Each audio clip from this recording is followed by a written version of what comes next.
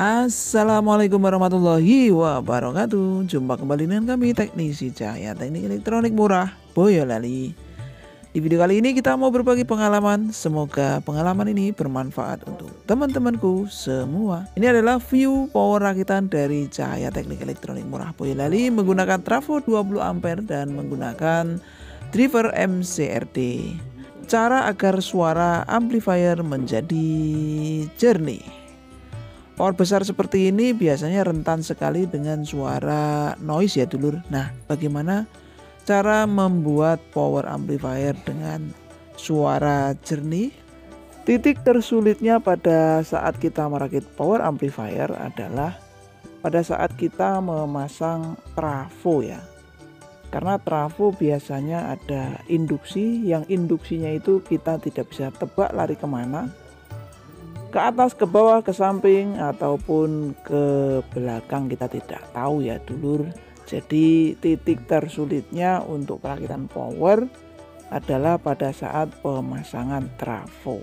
Jadi kalau ada pemesanan power amplifier ke tempat kami tidak menggunakan trafo, biasanya kita tolak ya. Jadi kita hanya melayani perakitan power amplifier berikut trafo. Karena biasanya terjadi komplain di sini, terjadi hal-hal yang tidak diinginkan di sini, terjadi masalah pada saat pemasangan trafo setelah power rakitannya itu sampai di tujuan. Karena apa? Karena biasanya di situ muncul suara dengung, muncul suara serak, muncul suara kresek-kresek, muncul suara tidak sempurna. Di sini gara-gara trafo ya. Perakitan power amplifier biasanya dimulai dari pemasangan part pada driver ya. Setelah selesai pemasangan part pada driver, lalu kita ada pemasangan transistor final ya. Kita ada proses pengeburan dan lain-lain. Setelah itu kita pasang transistor final sesuai dengan prosedur dan skema PCB transistor finalnya.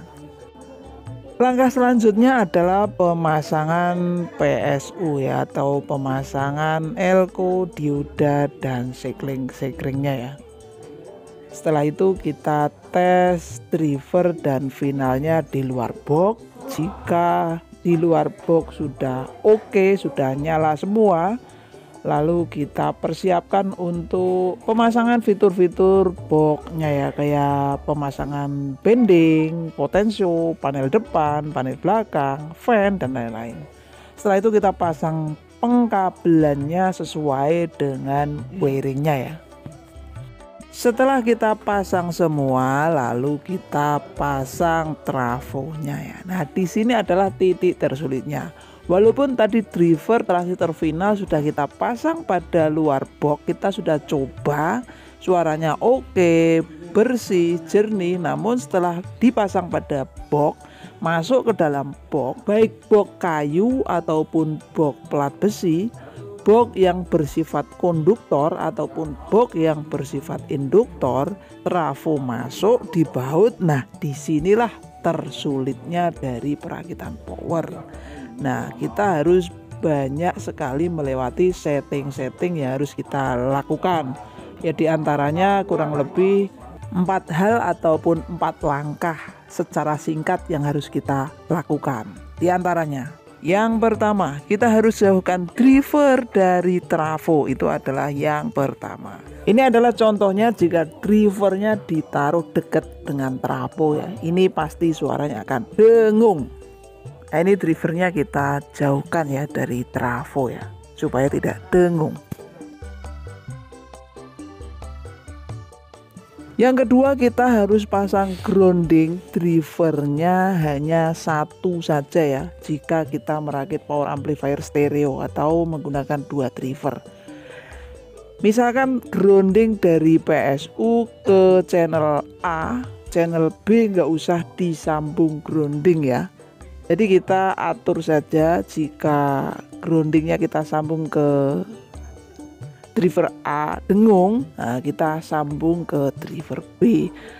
sambungan driver A ke groundingnya kita putus ya. Nah, grounding A dari mana? Kita ambil dari grounding yang dari input ya. Nah, itu adalah poin kedua atau langkah kedua yang harus kita ambil ya. Kita harus bisa memisahkan antara grounding input dan grounding dari CT trafo ya. Dari driver kita harus ambil grounding yang langsung ke arah PSU ya. Namun grounding dari input jangan langsung digabung dengan grounding pada PSU. Itu langkah ketiga.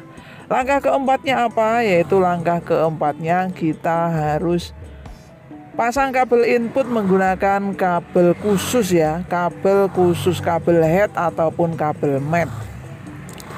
Dan kita harus setting tata letaknya, jangan sampai kita bisa arahkan lewat pinggir, lewat tengah, atau kita harus bisa merubah posisi dari kabel input, khususnya dari colokan input ke input driver, dari input driver ke potensio yang ada di depan ya. Jadi kita harus pindah posisi. Jadi kita harus bisa memindahkan posisinya kabel input tadi, bisa lewat depannya PCB, bisa lewat belakangnya PCB, bisa lewat atasnya heatsink, bisa lewat belakangnya heatsink. Setting gimana caranya kabel input yang menuju ke potensio itu bisa di titik terjernihnya. Oke ya dulur, ada 4 cara itu tadi agar mendapatkan rakitan power yang bening, tidak kemresek, tidak serak dan sempurna. Untuk fan, usahakan menggunakan fan AC ya, jadi tidak menggunakan PSU dari power besarnya, karena biasanya fan mengganggu dan bisa mengakibatkan dengung ya. Terima kasih telah menonton video ini sampai selesai. Mudah-mudahan video ini bermanfaat ya. Mudah-mudahan pengalaman ini bermanfaat, karena kita selalu membuat video-video bermanfaat ya dulur. Terima kasih telah menonton video ini sampai selesai. Wassalamualaikum warahmatullahi wabarakatuh. Dibantu subscribe-nya ya lur.